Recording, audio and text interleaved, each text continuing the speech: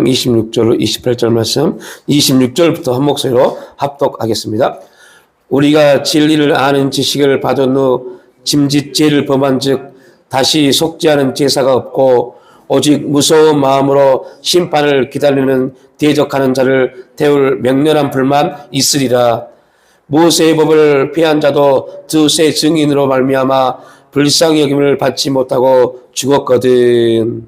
아멘. 네, 이번 주와 다음 주 2주 동안 무서운 형벌이라는 주제로 함께 말씀을 나눌 텐데요. 죽음보다 더 무서운 형벌은 하나님께 버림을 받는 것이다 라는 말이 있습니다. 죽음보다 더 무서운 형벌이 있는데 그 형벌이 뭘까? 하나님께 버림받는 형벌이랍니다. 이거는 이스라엘 백성들이 갖는 속담입니다. 이게 참 어떻게 보면 모순 같은 말이지만요. 이게 이스라엘 백성들 또한 오늘 저와 여러분들에게 굉장히 중요한 메시지입니다. 어떻게 하나님께 버림받은 게 죽음보다 더 무서운 형벌일까? 레위기 20장에 몰렉을 숭배한 자들을 돌로 쳐서 죽이라 고 진노하시고 그들을 이스라엘 백성 중에서 끊으시겠다고 말씀을 하셨습니다. 우상 숭배한 자들을 돌로 쳐 죽이면 끝입니다. 끝나는 건데 더 무서운 그 다음에 하나님이 이미 죽었기 때문에 돌로 쳐 죽였기 때문에 끝나버린 사건인데 하나님이 더 붙이십니다. 그들을 이스라엘 백성 중에서 끊으시겠다라고요. 아니 이미 죽었으면 이미 끝난 건데 왜 이스라엘 백성의 그 족보 중에 그들을 몰렉을 숭배한 자들을 끊으시겠다고 말씀을 하셨을까? 여기서 우리가 주목해야 할 것은 이스라엘 백성들에게 반드시 죽이라고 명령하셨던 그 사람을 다시 이스라엘 백성 중에서 끊겠다라고 말씀하신 겁니다. 이것은 단순히 생명을 끊으시겠다는 말씀이 아닙니다. 우리의 목숨을 끊겠다가 아니라 하나님의 언약을 빼앗겠다는 겁니다. 그럼 우리에게 정말 무서운 겁니다. 죽음보다 더 무서운 것은 하나님의 언약이 사라져버린 겁니다. 아브라함이 이스마엘을 낳고 그것이 왜 고통일까요? 이스마엘을 낳았던 그 사건이 왜 고통이고 왜 아픔이고 왜 어둠일까요? 어찌 되었든 간에 아브라함은 자기의 자손을 아들을 낳은 겁니다. 그런데 그 부분이 그게 가장 큰 암흑의 시간이었습니다. 이유는 왜요? 그 이스마엘로 인해서 아브라함과 사라를 통해서 태어날 이삭, 언약이 끊어져 버릴 수 있었기 때문입니다. 우리가 죽고 살고의 문제가 아닙니다. 하나님의 언약이 끝나버리면 여기서 우리가 영원히 900년을 살아도 1000년을 살아도 가장 불쌍한 존재가 됩니다. 짧은 시간을 살아도 하나님의 언약 백성은 영원한 천국에서 함께 주님과 함께 할 수 있는 그 놀라운 은혜를 갖습니다. 그러나 언약을 빼앗겨버리면요. 그래서 여러분 꼭 기억하십시오. 내가 언약 백성이라는 것이 얼마나 큰 은혜인 걸요. 이스라엘 백성 중에서 끊어지는 형벌이 죽음보다 더 무서운 형벌이 될 수 있습니까? 라는 질문을 우리는 여기서 할 수 있겠죠. 자, 이스라엘 백성 중에서 끊어지는 형벌이 죽음보다 더 무서운 형벌이 될 수 있습니까? 이스라엘 백성을 빼고 우리를 집어내세요. 우리는 끊어지는 형벌이 우리가 죽음보다 더 무서운 형벌이 될 수 있습니까? 라는 질문을 우리가 줘야 돼요. 죽음보다 더 무서운 형벌이 있습니다. 그 형벌은 하나님의 언약에서 끊어져 버린 겁니다.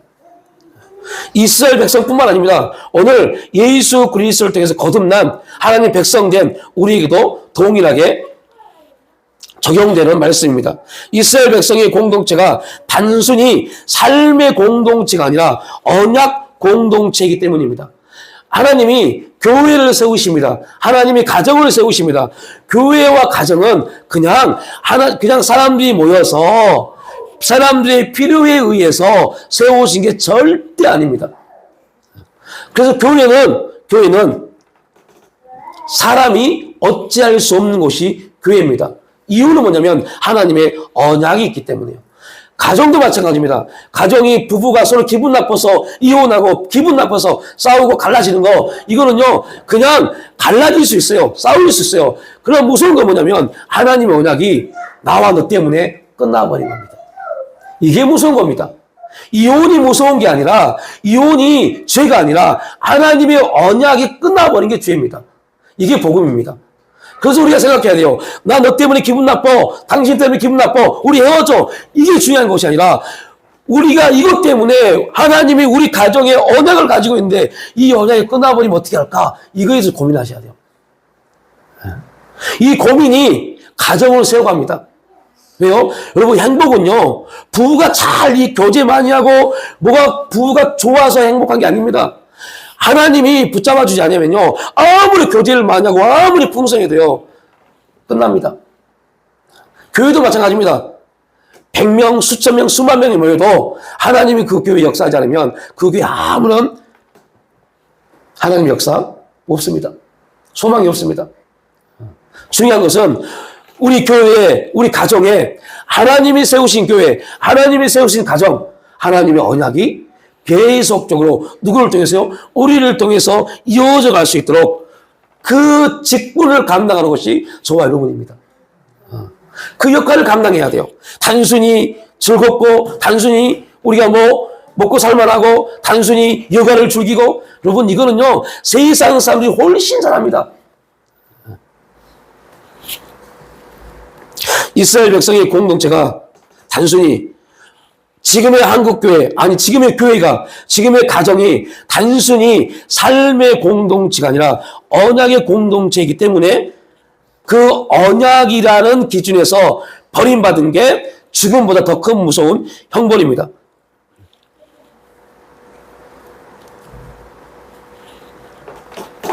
즉 이스라엘 공동체는 단순히 눈에 보이는 바 척박한 가나안 땅만을 차지하고 제한된 축복을 누리다가 소멸되는 그런 공동체가 아니라 모든 인류를 사로잡고 있는 죄와 사망에서 구원을 받아 하나님 나라에서 하나님과 더불어 영생 복락을 누리게 될 언약의 공동체로 부름을 받았다는 겁니다. 이 구절에도 이스라엘 공동체를 다 빼고 우리 가정 공동체, 교회 공동체라는 이름을 넣어야 돼요. 객관적인 부분은 이스라엘 공동체를 그렇게 부르셨지만 지금 예수 그리스도 안에서 교회 공동체를 그렇게 부르신 겁니다.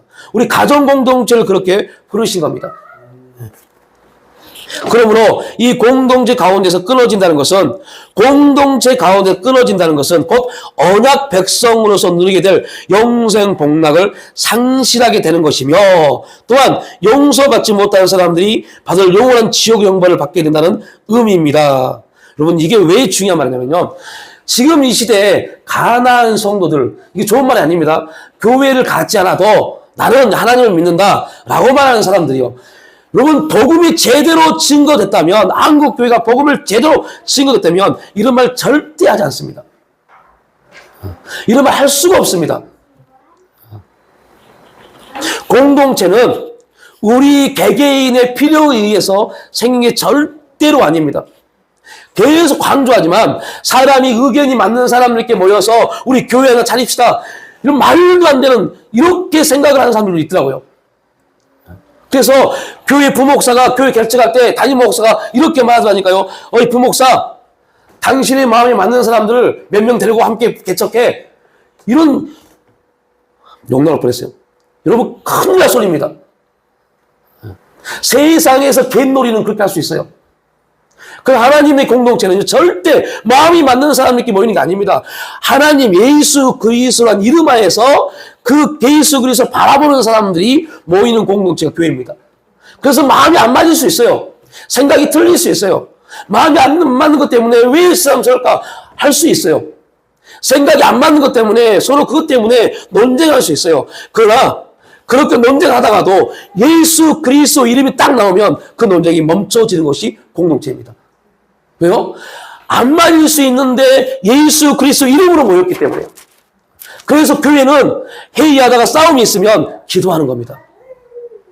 이유는 뭐예요? 기도할 때 하나님의 평강이 그 자리에 임해서 싸움할 수밖에 없는 그 다름의 생각과 다름의 마음을 하나님의 평강이 만져주시니까요.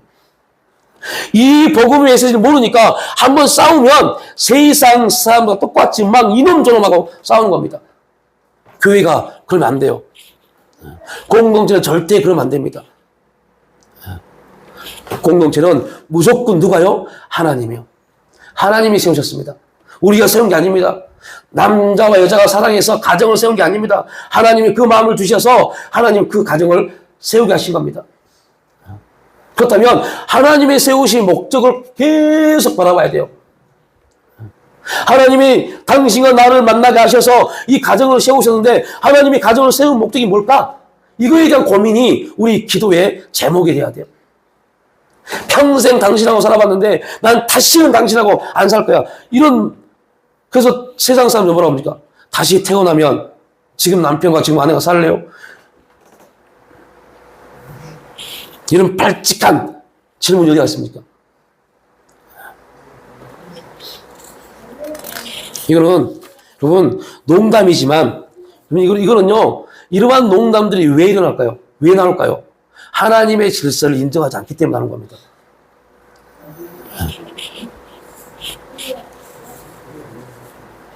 우리가 나누고 있는 히브리서에는 4가지 중요한 경고의 말씀이 나옵니다. 벌써 우리가 3가지를 나눴죠. 2장에서는 복음을 굳게 잡지 못함으로 흘러 떼내려가지 않도록 경고하는 말씀. 3장에서는 불신앙의 마음으로 하나님에게서 떨어지지 말아야 한다는 것. 그리고 6장에서 배교에 대한 부분을 나눴습니다. 그리고 10장의 마지막 경고, 무서운 형벌이요. 지옥이 있다는 것.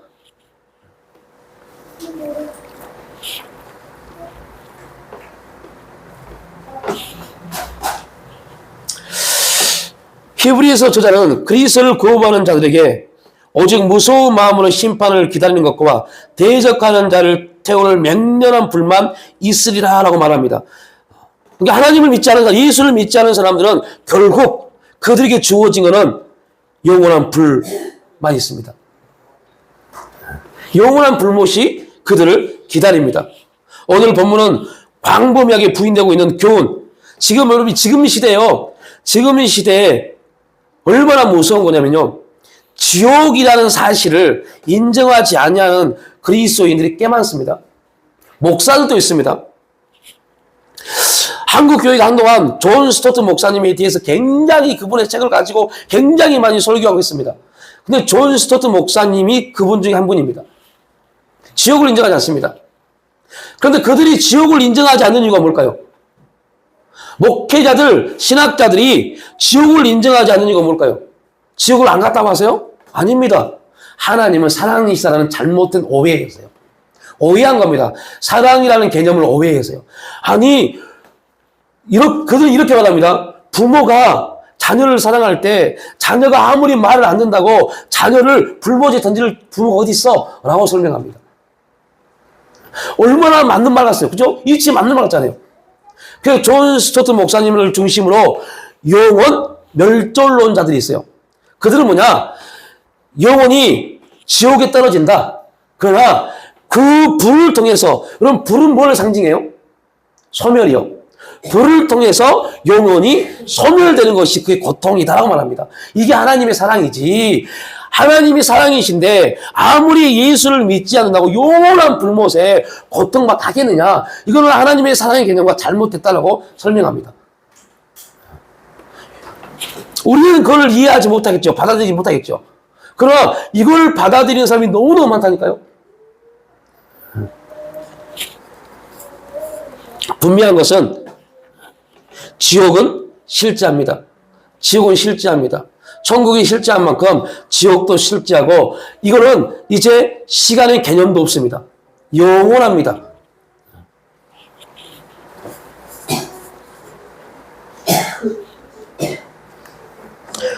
우리가 10장 26절부터 31절까지 쭉 나눌 텐데요. 지옥의 실제와 본질에 대해서, 그리고 복음을 질밟은 배교의 무서움, 그리고 그리스도 안에서 하나님의 사랑의 선물에 대해서 이 3가지를 나눌 텐데, 오늘은 지옥의 실제에 대해서 함께 좀 나누겠습니다. 지금의 시대는 지옥이라는 개념을 싫어할 뿐만 아니라 그것을 전혀 받아들이지 않습니다. 왜냐하면 영화나 드라마를 통해서 지옥에 대해서 잘못된 사상을 말하고 있고 사람들은 너무나 자연스럽게 그러한 사상을 인식해버리고 있습니다. 인본주의 시대에 살고 있는 우리는 인간의 관점에서 선에 대한 관심을 보입니다. 그러니까 인간적 관점에서 선을 말합니다. 그래서 좋은 데 가려면 선을 많이 쌓아야지 말하는 불교적 용어, 공덕을 많이 쌓으면 쌓은 만큼 우리가 환생할 때 좋게 환생한다라고 하는 잘못된 그 죽음관이 지금 우리들의 생각 속에 너무 많이 박혀 있어요. 그래서 영혼이라는 말도요, 영혼은 어딘가는 끝이 있겠지라고 말합니다. 예전에 한번 말씀을 드렸죠. 한 두세 달 전일 겁니다. 1980년대 후반에 신학을 공부했던 사람들 중에는 이렇게 생각하는 사람이 있어요. 우리 지구가 지금 우리 지구에 태양계가 있잖아요. 태양계. 그 태양계를 안고 있는 우주가 있습니다. 그걸 소우주라고 하면 그 소우주가 수만 개의 대우주가 있습니다. 그 대우주의 수만 개를 안고 있는 은하계가 있습니다. 그 은하계의 수만 개를 안고 있는 또 다른 우주가 있습니다. 이게 과학적 개념입니다. 근데 그때 신학자는 뭐라 하냐면 그 끝 어디인가에는 천국이 있겠지라고 말했어요. 그래서 천국을 어떤 개념으로 생각했어요? 지역적 개념이요. 어디인가에는 있겠지. 그럼 뭐를 이해하지 못해서 그러냐면요. 하나님이란 분을 이해하지 못해서 그래요. 인간적 관점에서 어디인가에는 끝이 있겠지라고 생각합니다. 그 끝 어디인가에는 천국이 있겠지라고 말하는 겁니다. 천국의 개념을 잘못 이해한 겁니다. 그러한 잘못된 개념을 들었던 사람들이, 그렇게 배웠던 사람들이 천국에 가서 뭘 보고 와요? 집을 보고 와요. 건물을 보고 와요.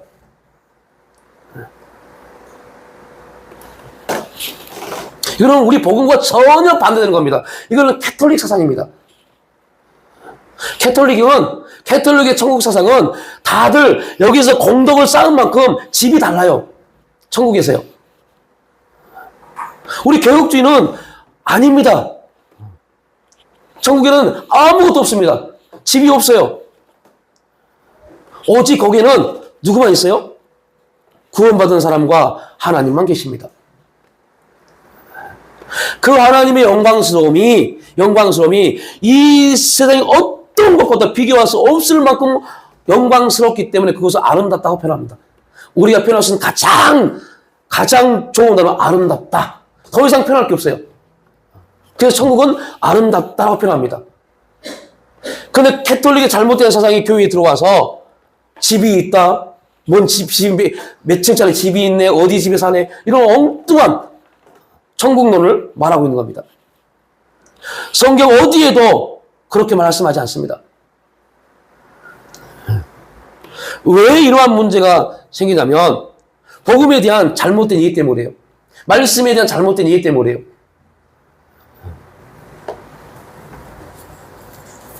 그러다 보니까 여러분 천국론이 잘못되면요. 뭐가 잘못된지 아세요? 지옥이요. 지옥론이요. 잘못된 복음이, 거짓된 복음이 들어오면, 잘못된 복음의 해석이 들어오면요, 거짓된 복음에 대한 해석이 엉뚱하게 되어버립니다. 이게 무서운 겁니다. 말씀의 해석이 잘못되어지면, 거짓된 복음이 들어와도요, 그것이 거짓된 것인지 분별하지 못하는 문제에 빠져버려요. 그게 안타까운 겁니다. 그래서 우리가 지옥에 대한 개념도요, 너무 잘못된 지옥에 대한 개념들이 들어와 있어요. 특히 한국 사람, 동아시아에 있는 사람들의 지옥관은요, 거의 대부분 불교적 용어입니다.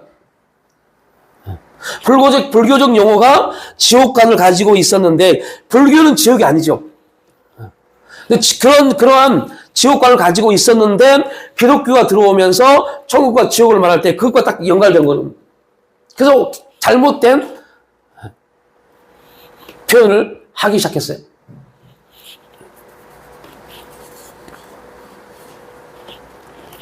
선을 많이 쌓으면, 좋은 일을 많이 하면, 이런 개념이요. 근데 이런 사람은 성경이 명백하게 말하고 있는 불못을 그들 자신의 권위에 근거하여 배제합니다. 그걸 말하는 사람이 D.A. 카슨이라는 사람입니다. D.A. 카슨이라는 신학자이면서 목사입니다. 어떤 사람들은 목사를 빼고 신학자라고 하면 아 신학자니까 그래 라고 말합니다. 목사입니다. D.A. 카슨이라는 사람은 하나님에게 제갈물리기라는 책에서 이런 말을 합니다. 카슨은 지옥을 부정하거나 영원한 형벌에 대해서 심판의 개념이 사랑의 하나님에게 맞지 않는다고 말합니다. 하나님이 사랑이신데 어떻게 영원한 지옥불에 던지겠느냐? 어떻게든 하나님의 사랑으로 그들을 천국으로 데려갈 것이다. 혹 그들이 하나님의 사랑에 들어오지 못하면 뭐 할 것이다? 영혼을 다 소멸시킬 것이다. 이거를 전면적으로 지지했던 사람이 클라크 피노크라는 사람입니다. 우리 함께 읽어보면 시작. 인간이 끝없는 고통을 당하는 지옥 개념을 터무니없는 교리, 신학적이고 도덕적인 중대 범죄, 바뀌어야 할 전통의 나쁜 교리라고 생각한다. 영원한 고통은 도덕적인 관점에서 볼 때 용납할 수 없다. 왜냐하면 하나님을 희생자에게 죽는 것조차도 허용하지 않고 영원한 아우슈비츠를 유지하는 피해 굶주린 괴물로 만들기 때문이다. 이렇게 말했습니다. 굉장히 맞는 말 같지요? 이게 인간의 도덕적, 윤리적 관점에서 말하고 있는 내용입니다. 이들은 영원한 불못에서 고통당하는 것이 아니라 완전한 멸망 개념으로 지옥을 설명합니다. 그러니까 이게 무슨 말이냐면 왜 이러한 잘못된 지옥에 대한 원리가 나왔겠어요? 천국에 대한 잘못된 교리 때문에요. 천국에 대한 잘못된 교리 때문에 지옥에 대한 이런 잘못된 개념이 나온 겁니다. 그러니까 무슨 말이냐면 아까 말씀드렸던 것처럼 천국에 대한 잘못된 개념이 뭐냐면 이곳에서 좋은 일 많이 하고 좋은 선한 행동을 많이 하면 천국에서 삶이 다르다라는 개념이요. 여러분 오해하지 마십시오. 우리의 멸류관 상급이 다릅니다. 그 상급이 다르다는 말은 우리가 이 땅에 사는 것처럼 부자가 있고 중산층이 있고 서민이 있고 이런 내용이 절대 아닙니다. 그러니까 이러한 관점으로 천국을 봐버린다니까요. 신앙생활 오래 하고 헌신 많이 하면 좋은 집에 살고 그렇지 못하면 중산층에 살고 이렇게 말씀하시는 분들이 너무너무 많아요. 그래서 이렇게 말씀하는 사람들의 특징이 뭔지 아세요? 열심히 봉사하고 충성하면 여러분 좋은 집 갑니다. 이렇게 성도들을 겁박합니다. 천국에 대한 잘못된 인식입니다. 그러한 잘못된 인식이 지옥에도 말하면 지옥도 그렇게 설명합니다. 그래서 그 중에 하나가 바로 이런 클라크 피노크나 존 스토트 목사, D.A. 카슨이라는 사람들입니다. 이 사람들을 제가 말한 이유가 뭐냐? 이 사람들이 한국교회 목사들에게 엄청난 영향을 준 사람들입니다. 그래서 여러분들 설교를 듣고 뭘 하든 간에 이러한 비슷한 말이 나오면 그들은 D.A. 카슨이나 클라크 피노크, 존 스토트 목사 영향을 받은 사람들이구나. 저들의 말씀은 앞으로도 절대 말하지 마라. 듣지 마십시오. 잘못된 복음을 가지고 있는 사람들입니다. 제가 이러한 글들을 올린 이유가 있어요. 그냥 외국 사람들의 글을 올린 이유는 이런 사람들의 영향을 받은 사람들이 우리나라 기독교 TV에 굉장히 많이 나와 소개하고 있습니다.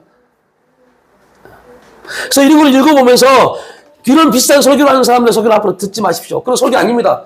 거짓이지. 그 입에서 아무리 예수 그리스도를 말해도 거짓입니다. 왜요? 그들은 천국론 지옥론이 잘못되어 있어요. 그 말은 천국론 지옥론이 잘못된 말은 기독교의 가장 중심이 뭐가 잘못했어요? 구원론이요. 구원론이 잘못됐기 때문에 천국의 잘못된 지옥의 잘못된 부분을 말합니다. 구원론이 잘못됐기 때문에 영혼이 멸절한다고 합니다. 영혼이 어떻게 멸절해요? 하나님은 분명 예수님이 와서 영원한 불못이라고 말씀하셨는데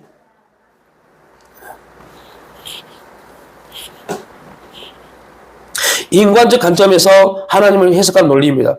이들은 영원한 불못에서 고통당하는 것이 아니라 완전한 멸망의 개념으로 지옥을 설명합니다. 하나님이 악인을 심판하신다는 데는 동의하지만 영원한 지옥 고통이 아니라 악인은 지옥에서 영원히 고통당하는 것이 아니라 단지 존재가 끝나버린다라고 말합니다. 그러니까 천국에서는 천국 가는 사람은 존재가 끝나지 않고 계속 가지만 지옥에 가는 사람은 존재가 끝나버린다. 이 말은 왜 이 말을 할까요?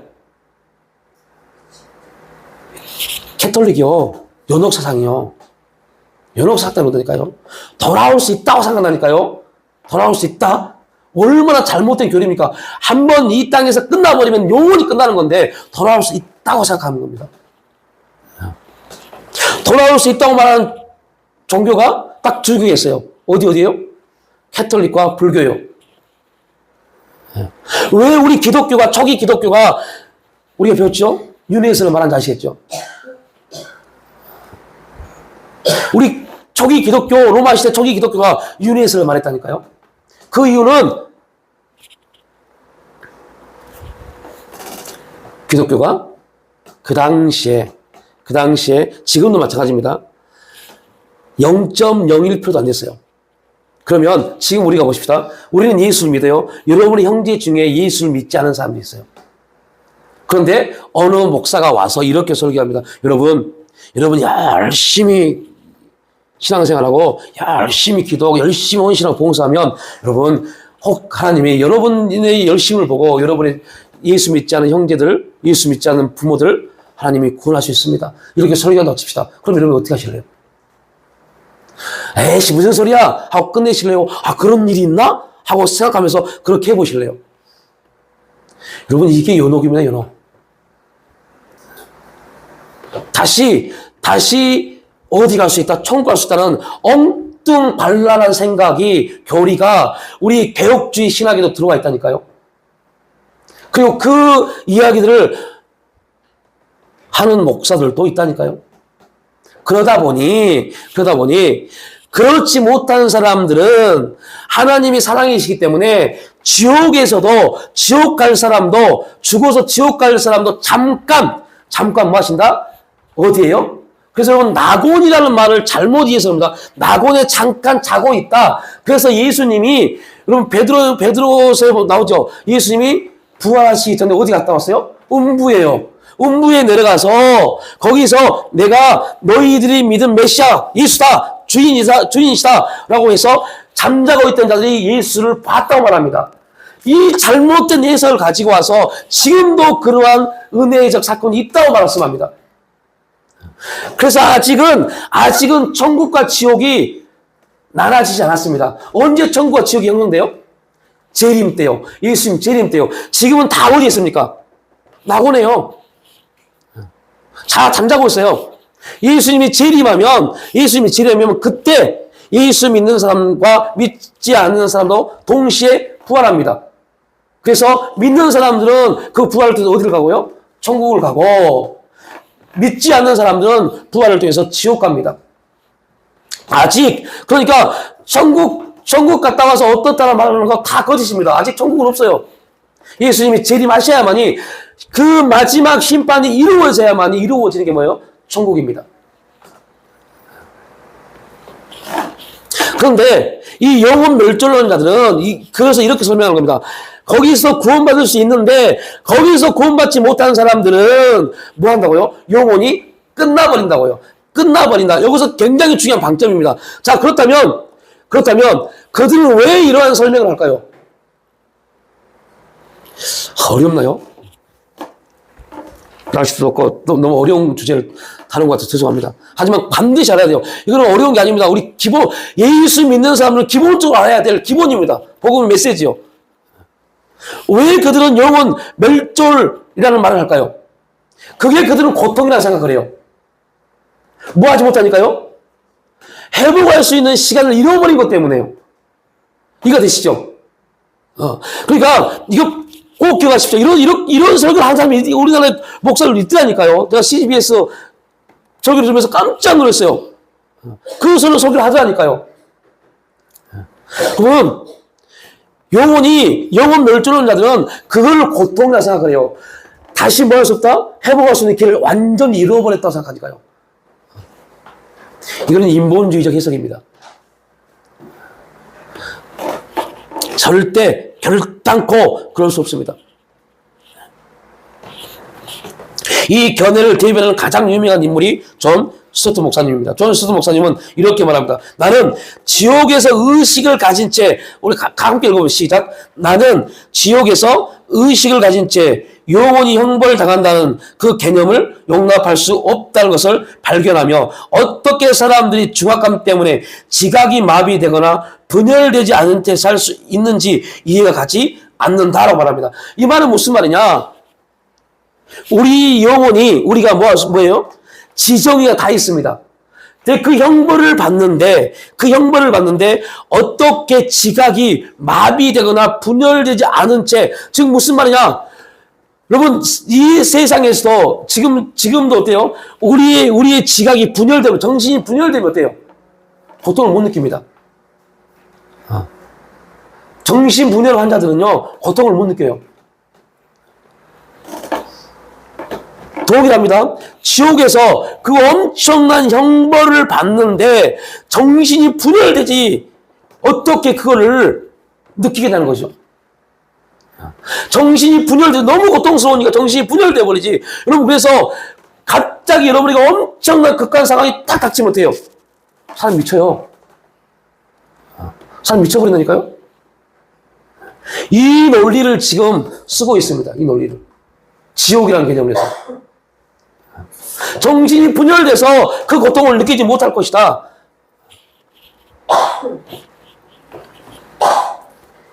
그러나 감정이 우리의 신조를 결정하게 허용하는 어리석음을 인정하면서 스토트는 이렇게 덧붙입니다. 헌신적인 복음주의자로서 나의 질문은 내 마음이 무슨 말을 하는가가 아니라 이제 뭐 하는 거예요? 이제 변명하는 겁니다. 내 마음이 무슨 말을 하는가가 아니라 하나님의 말씀이 무슨 말을 하는가야 하며 또한 그러하다라고 말합니다. 이 말은 무슨 말이냐면 자기는 지옥에서 영원히 지옥에 불못에서 고통받는다는 것을 뭐하지 않는다? 인정하지 않는다. 이게 존 스토트 목사의 결론입니다. 그런데 나는 지옥에서 영원히 고통당하는 것을 인정하지 않지만 그런데 하나님 말씀이 무슨 말을 하는가? 이것이 더 중요하지 않을까? 얼마나 모호한 말입니까? 이 말 오해하지 마십시오. 이 존 스토트 목사가 하나님 말씀이 우선이다 이 말을 말하는 게 아닙니다. 뭐 하는 거예요? 자기 주장을 역설적으로 변론하는 겁니다. 어떻게 하냐? 하나님은 사랑이신데 사랑이신 그분이 어떻게 지옥에서 영원한 불에 타게 하시겠는가? 이 말에 대한 자기 주장을 변론하고 있는 겁니다. 그러나 성경은 지옥에 대해서 어떻게 말씀합니까?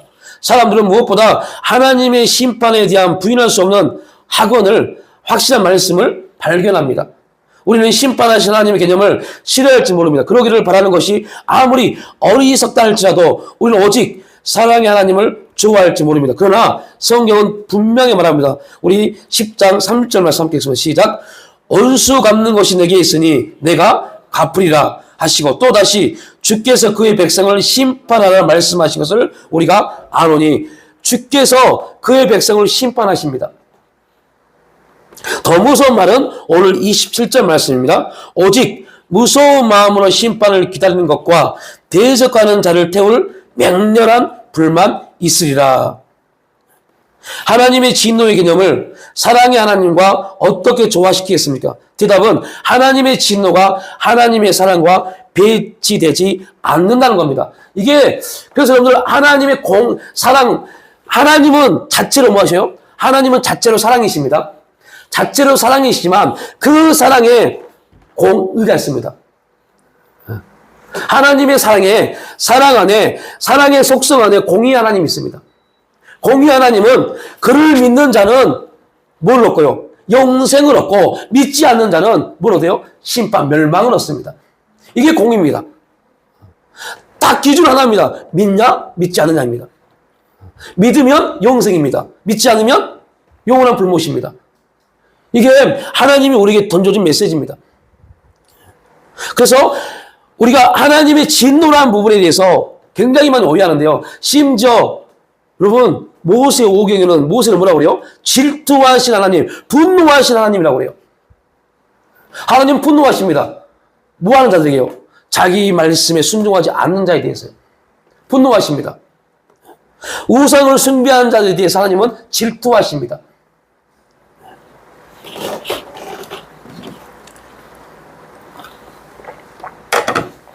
우리 개혁주의 신학자 중에 가장 유명한 사람 중 한 사람인 제임스 패커 조직신학자는 이렇게 말합니다. 성경에서 하나님의 진노는 인간의 분노가 흔히 그렇듯이 변덕스럽고 제멋대로이며 신경질적이고 도덕적으로 비열한 것이 결코 아니다. 그러니까 자유주의 신학자들이나 인본주의 신학자들은 하나님을요 변덕스러운 하나님이라고 말합니다. 무슨 하나님이요? 변덕스러운 하나님이요. 하나님은 변덕스럽다라고 말합니다. 왜냐면 자꾸 바뀌니까요. 사랑한다 했다가 질투하셨다가 분노하셨다가 내가 영혼을 보호하시겠다고 말씀하셨다가 포로로 보냈다가 다시 회복시켰다가 멸망시켜버렸다가 계속 변덕스럽잖아요. 그래서 자유주의 신학자들이나 인본주의 신학자는 하나님이 변덕스러우시다라고 말합니다. 근데 제임스 패커는 결코 아니다. 왜 아니냐? 객관적인 도덕성의 악에 대한 정당하고 필수적인 반응이라고 말합니다. 이 말이 무슨 말이에요? 하나님이 당신이 가지고 있는 선에 대한 속성을 이미 인간들에게 뭐요? 다 심어 주었습니다. 그래서 우리가 어떻게 창조되었는지에 대해서 이미 창세기 1장에 정확하게 기록되어 있잖아요. 어떻게 창조됐어요? 하나님의 형상이요. 하나님의 모양이요.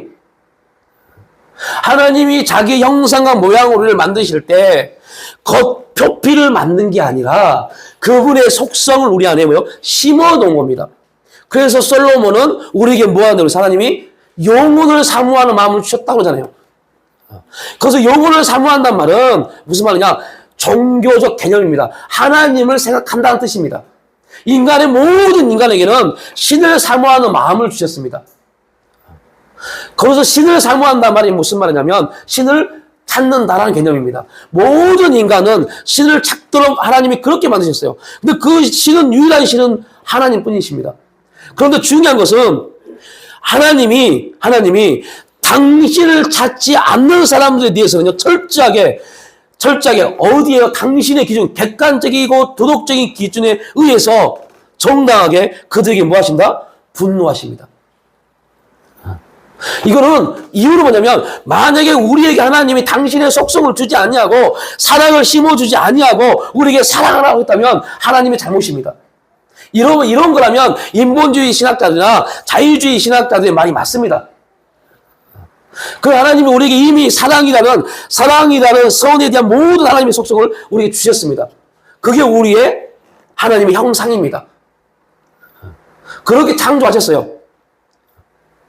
우리가 하나님을 사랑하고 사람을 사랑하고 우리가 어떤 감정의 사랑이 아닙니다. 감정이 반응해서 사랑이 아닙니다. 하나님이 우리에게 그러한 사랑을 심어주신 겁니다. 그리고 말한 겁니다. 사랑하라고요. 너에게 사랑할 마음이 없는데 사랑하려고 하면 사랑의 마음이 생길 거야? 아닙니다. 사랑이라는 단어 그 속성, 사랑의 속성을 우리에게 주셨습니다. 그리고 말씀합니다. 사랑하라고요. 그러니까 여러분들 우리가 나누는 게 있죠. 하나님이 우리에게 어떠한 감동을 주셨을 때는요. 환경적으로 보면 우리가 하나님의 감동에 순종할 수 없습니다. 이유는 뭐냐면 지금 우리 환경과 현실적으로 보면 우리도 힘들고 어려운데 나도 피곤하고 나도 힘든데 내가 어떻게 해? 이겁니다. 그런데 하나님이 우리에게 뭔가를 요구하실 때는요.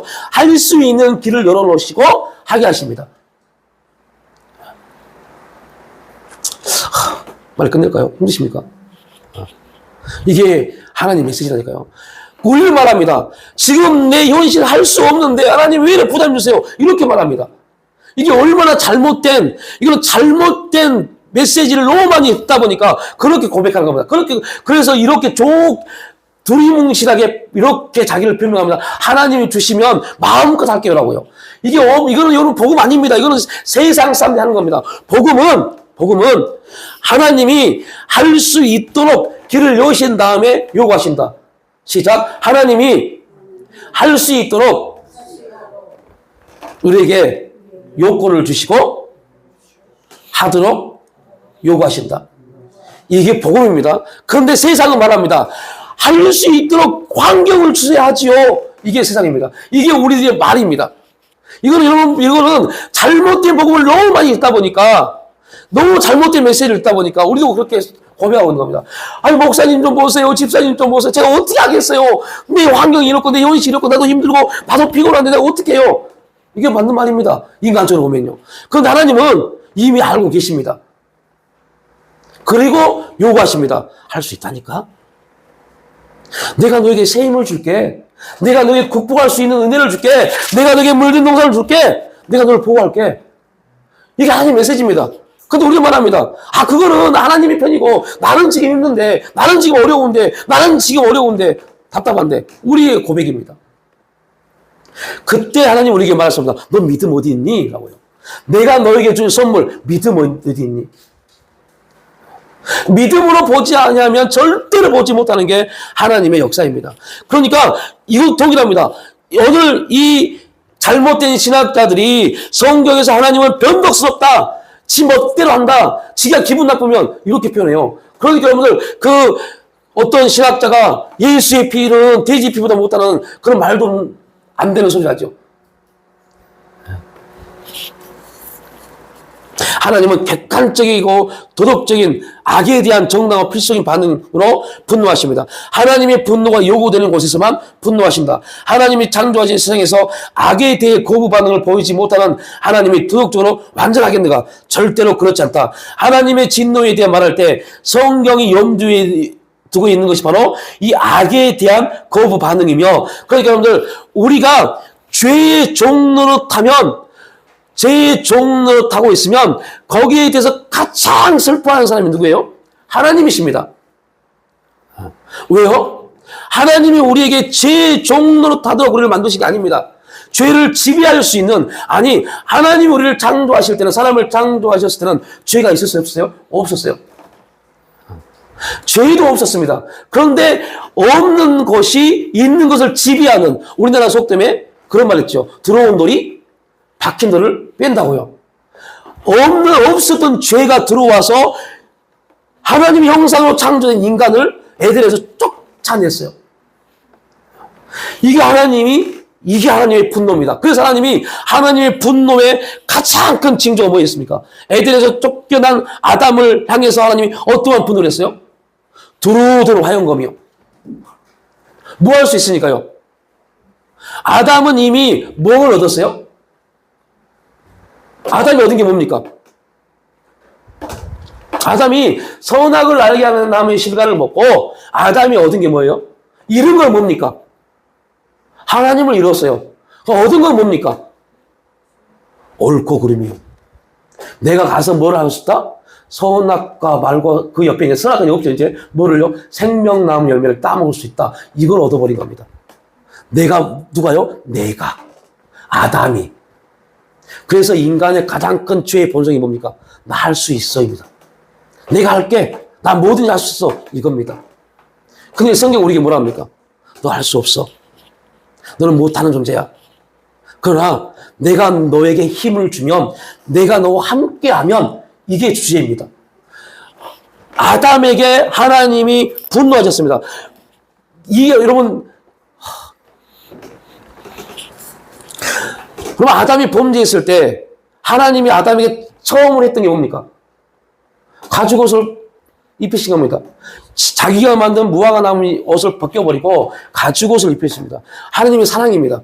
그런데 그 사랑이라면 아담에게 아담아, 너 선악을 알게 한 나무의 실과를 먹고 네가 옳고 그름의 기준을 네가 가졌으니 내가 오늘 내 능력으로 네 머릿속에 있는 선악을 빼줄게. 그리고 빨리 가서 뭘 먹어? 생명나무 열매 다 먹어. 그러면 너 다시 영원할 수 있어. 이게 하나님의 사랑입니다. 인간이 볼 때요. 인간적 관점에서요. 그런데 하나님은 그렇게 하지 않았어요. 단지 뭔만요? 구원의 옷만 입혀주고, 구원의 옷을 딱 입혀주고 아담을 내쫓아버렸어요. 뭐 할까봐요? 생명나무 열매를 먹을까봐 라고 기록됐습니다. 아담이 생명나무 열매를 먹어버리면 어떤 문제가 생겨요? 심각한 문제가 생기는데 어떤 문제요? 신이 되어버립니다. 신이 되어버려요. 왜요? 이미 아담이 하나님을 잃어버렸지만 뭘 얻었다고요?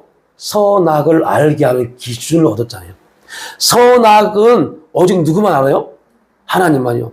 그래서 여러분은 인간이 우리가 악한 사람 다 틀린 겁니다. 우리의 기준에서 악하고 선을 말할 수 있다 없다? 없습니다. 하나님이 악하다면 악한 겁니다. 하나님이 선하다고 하면 선한 겁니다. 그래서 여러분들 우리가 누군가를 비판하고 누군가를 판단할 때 그 기준은 하나님이 그를 그렇게 보시는가입니다. 하나님이 그렇게 보시면 그는 악한 사람입니다. 근데 성경에서 누가 악한 사람이에요? 믿지 않는 사람이요. 이제 여기서 사람들이 헷갈려 합니다. 자, 다시 말합니다. 하나님이 악하면 악한 사람입니다. 하나님이 선하다 그러면 선한 사람입니다. 그러면 하나님은 누구를 악하다고 말씀하실까요? 누구를요? 여기서 빨리 나와야 돼요. 여러분이 진짜 거듭난 사람이라면. 예수 믿지 않는 사람들이요. 믿지 않는 사람은 다 악한 사람입니다. 그게 내 형제이고 부모일지라도요. 예수 믿지 않으면 무조건 악합니다. 이거는 객관적 선포입니다. 그러면 그가 의로운 사람이 되려면 어떻게 해야 돼요? 예수 믿게 해야죠. 예수 믿기 위해서 그가 의로운 사람이 되게 해야죠. 영원한 천국을 소유할 수 있는 사람이 되게 해야죠. 악하니까 악한 사람의 끝이 뭐예요? 형벌입니다. 자, 이게 오늘 이 제임스 패커의 말입니다. 무슨 말이냐면 하나님은 뭘 미워하세요? 죄를 미워하시는데 그러면 하나님이 그분의 능력이라면 인간에게 죄를 쭉 뽑아서 죄만 지옥에 보낼 수 있잖아요. 죄만 소멸할 수 있잖아요. 그런데 왜 그 죄 가운데 종로로 사는 그 사람도 지옥에 보낼까요? 하나님은 예수 믿지 않는 사람을 악하다 그러신데 그 악한 사람은 어디 안에 있어요? 죄 가운데요. 죄 아래요. 그가 죄를 가졌습니다. 죄를 심판하시는데 그 죄 가운데 있는 그 사람도 함께 죄와 함께 심판받습니다. 이게 복음의 메시지입니다. 이 메시지가 갈라디아서에 나오잖아요. 어떻게 갈라디아서는 반대로 나옵니다. 어떻게 나와요? 내가 그리스도와 함께 십자가에 못 박혔나니 사도 바울이 언제 못 박힌 적이 언제 있어요? 여러분이 십자가에 못 박힌 적이 있습니까? 우리 없잖아요. 그런데 우리는 십자가에 못 박혔습니다. 언제요? 그리스도와 함께요. 그리스도를 믿는 순간부터 우리는 그리스도와 함께 십자가에 못 박힌 사람이 되어버립니다. 그리스도를 믿는 순간부터 우리는 부활한 적도 없는데 부활의 생명을 가진 겁니다. 그리스도와 함께 십자가에 못 박힘을 위해서 우리는 하나님 보좌 우편에 가본 적도 없는데 보좌 우편에서 우리 기도가 계속 상달되어지고 있습니다. 언제요? 그리스도와 함께. 지옥도 동일합니다. 죄와 함께 죄의 종로를 타는 사람들, 죄가 심판을 받아야 되는데 그 죄 가운데 있는 사람이 죄의 심판에 함께 받는 겁니다. 그래서 무서운 겁니다.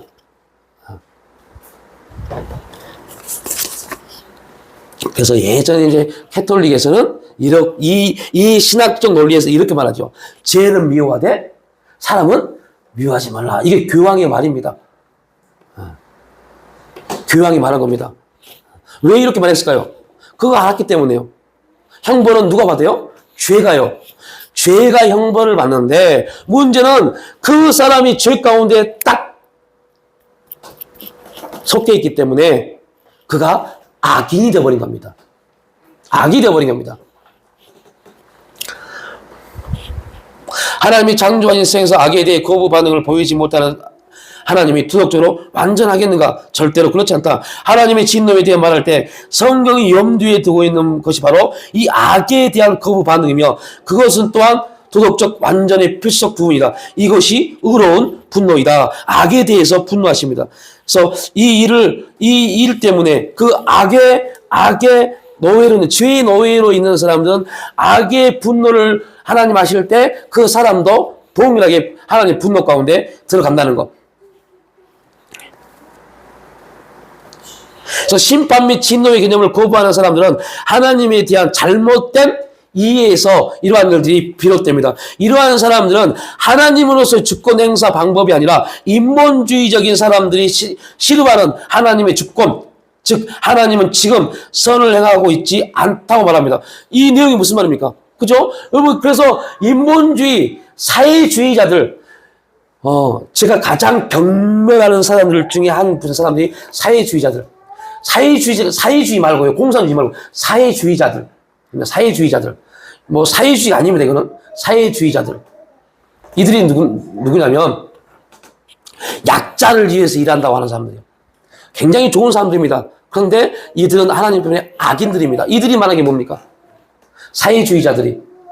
발음이 좀 그러죠. 사회주의자들 아닙니다. 사회주의자들. 사회의 어떠한 인권을 말하고 하는 사람들이 있습니다. 이들은요, 이렇게 말합니다. 하나님이 진짜 사랑이시고, 진짜 선하시다면, 저 난민들이 고무보트 타고 오다가 넘어져서 200명이 몰살당하는 거 보고 계실까? 이렇게 말합니다.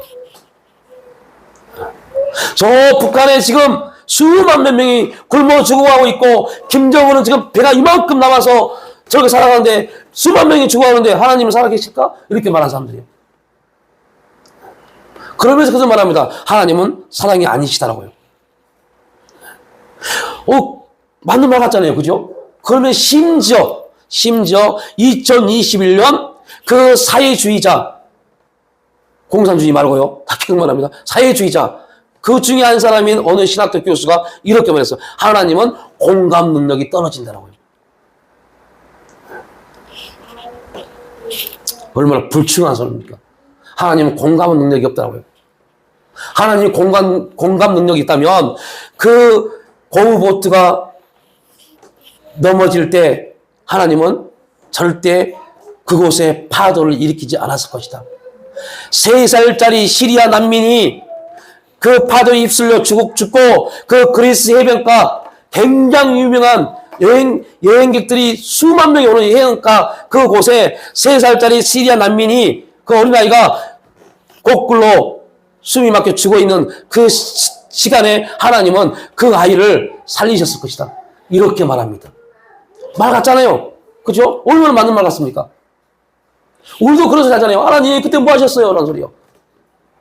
그럼 우리가 또 엄청 극한 상황이 오고 힘든 환경이 오면 제일 먼저 나온 기도가 뭡니까? 하나님 제발 좀 해결해 주세요. 이런 기도 하잖아요. 그럼 해결 안 되면요. 아유 주님 참 또 이렇게 어떻게 할까 이러잖아요. 이게 얼마나 큰 불충인지 우리는 생각하지 않습니다. 왜냐하면 인간적 관점은 당연한 거니까요.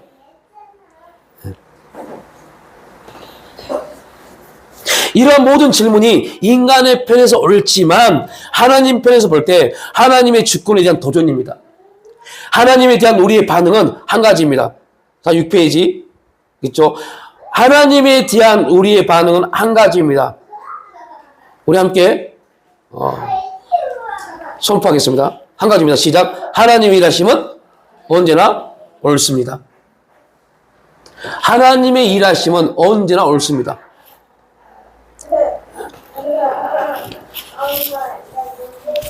지옥은 반드시 실제합니다. 우리의 죽음이 끝이 아닙니다. 예수 믿지 않는 사람은 죽어서 영원한 고통 가운데서 울부짖을 수밖에 없습니다. 그러나 영혼의 멸절론자들은 소멸하다 멸하다는 말을 사용하고 이러한 말씀, 몸은 죽여도 영혼은 능히 죽이지 못하는 자를 두려워하지 말고 오직 몸과 영혼을 능히 지옥에 멸할 수 있는 이들을 두려워하라. 지옥에서 멸하실 수 있는, 그래서 이 말을 쓴 겁니다. 아, 지옥에서 멸하시는구나 라고요. 그래서 존 스토트 목사님은 마태복음 말씀에 대해서 이렇게 해석합니다. 만일 죽이는 것이 몸에서 생명을 박탈하는 것이라면 지옥의 육체적 생명과 영적 생명 모두 박탈, 다시 말해 존재의 소멸이라고 이것인다. 만일 멸망당하는 사람들이 실제로 멸망하지 않는다면 이상한 일이 될 것이다. 그죠? 끝을 보는 겁니다. 아예 영혼도 소멸된다라고 생각을 하는 겁니다.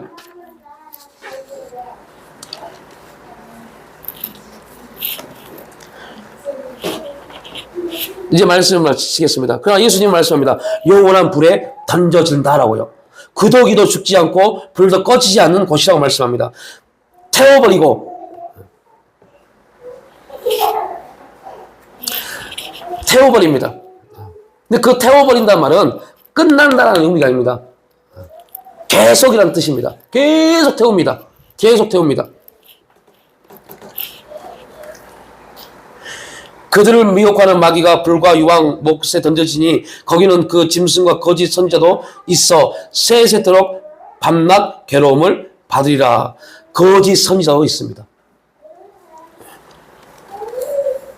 세세토록 밤낮 괴로움을 받을 바로 그 유황못, 이것이 지옥입니다.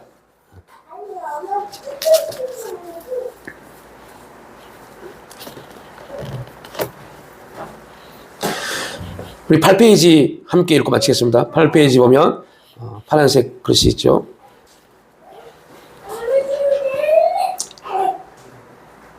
우리는 이 일상 그 어떤 형벌보다도 하나님께 버림을 받아 구원의 백성 가운데서 끊어지는 것을 두려워하므로 아무리 거센 핍박과 유혹 앞에서도 결코 하나님을 향한 확고한 믿음을 굽히지 않는 성도가 되어야 합니다. 이것이 우리의 살 길입니다. 이 히브리서 말씀이 누구에게 던져진 말씀이라고요? 로마의 박해와 핍박을 받고 있는 그리스도인들에게요. 그리스도인들에게 주는 말씀입니다. 그리고 그 말씀을 말합니다. 너희들이 죽음보다 더 무서운 거 있는데 언약을 잃어버린 것이다. 어떤 경우에도 뭐하지 말라. 언약을 잃지 아니하면 하나님이 그 언약 안에서 혹 로마의 핍박과 박해를 통해서 죽을지언정 너희들은 영원히 사는 영생의 복락을 얻을 것이다. 그러나 너희들이 로마의 핍박과 박해 때문에 언약을 길에서 벗어나면 너희들은 이 땅에서 살지 모르지만 영생 복락을 잃어버릴 것이다. 이게 히브리서의 결론입니다. 오늘 우리에게도 던진 결론입니다. 우리가 환경이 힘들고 어렵고 답답함 때문에 언약 공동체에서 벗어나는 순간부터 하나님의 일하심은 끝나버립니다.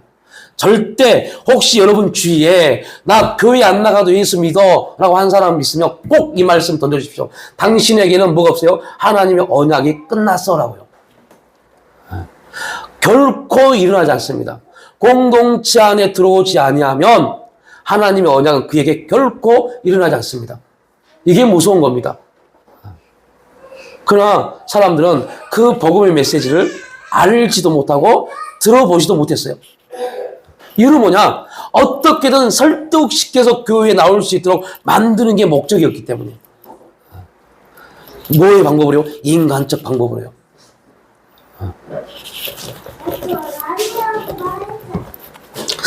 예, 분명 지옥은 실자입니다.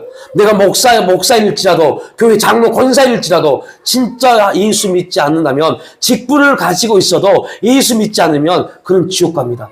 직분이 우리를 천국 보내지 않습니다. 예수를 만나서 거듭난 사람들만이 그들이 가는 곳이 천국입니다. 우리가 결코 그 거룩한 하나님의 질서 안에서 벗어나지 아니하는 그런 삶이 이루어질 수 있기를 주님의 이름으로 축복합니다. 아버지 하나님, 참 어려운 본문입니다.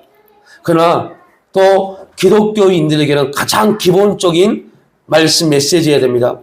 천국은 분명히 있고 더 무서운 것은 지옥도 분명합니다.